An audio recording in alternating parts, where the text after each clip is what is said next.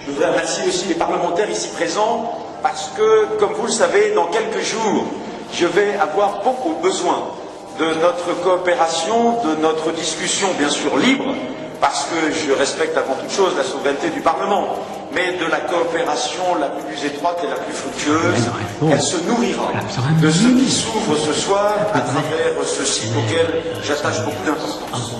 Je suis très heureux de vous accueillir tous ici au Palais de Tokyo, un lieu ouvert à toutes les rencontres que provoque l'art dans notre société, un lieu vivant, un lieu emblématique du dynamisme, de la vitalité et de la diversité des arts actuels dans toutes leurs dimensions. Un lieu où la création la plus contemporaine ne cesse d'attirer de nouveaux publics.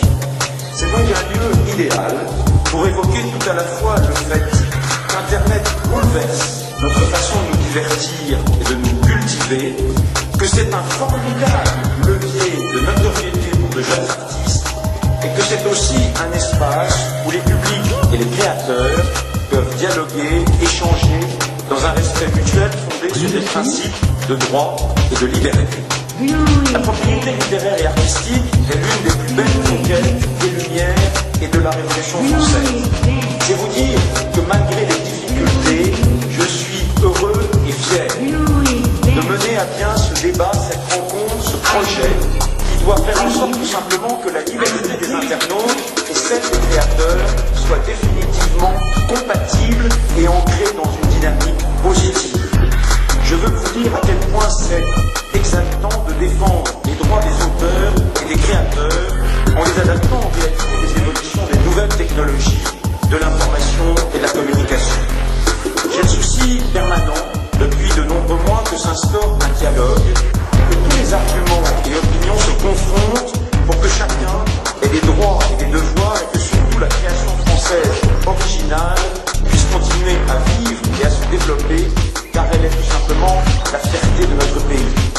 Le projet qui est présenté, qui va être de nouveau débattu à l'Assemblée nationale dans les jours prochains, et j'espère qu'il sera perçu comme tel, un texte de réconciliation et d'équilibre pour un enjeu de société majeur, l'utilisation d'Internet pour écouter de la musique et regarder des films.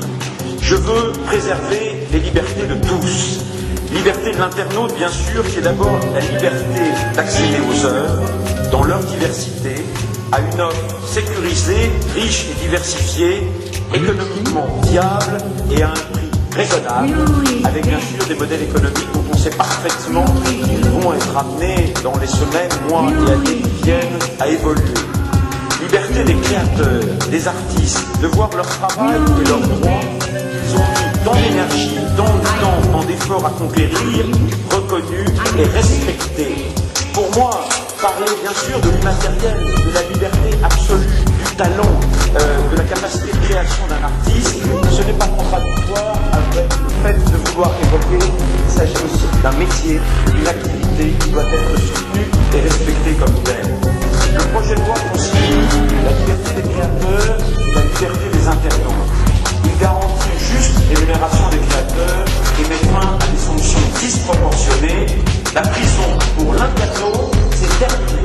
Et ce qui a fait la une d'un certain nombre de journaux et qui n'a pas été facile pour nous à gérer, eh bien si ce projet de loi est adopté, ça sera un vieux souvenir. Le projet de loi crée un équilibre entre la protection de la créativité et l'impératif de l'innovation technologique et de la recherche. Il permet le développement du logiciel libre. Nous avons une capacité d'intelligence dans notre pays particulièrement forte. Vouloir la préserver, vouloir la faire rayonner est évidemment un impératif politique. Le projet de loi concilie la protection des œuvres et l'utilisation par chacun des œuvres licitement acquises. Une fois pour toutes, que ce soit clair, il garantit la copie privée. Le projet de loi concilie le principe de l'interopérabilité. C'est un terme barbare, mais c'est tout simplement quelque chose de simple et de très concret pour les internautes et les consommateurs. Une œuvre acquise légalement doit pouvoir être lue sur n'importe quel matériel.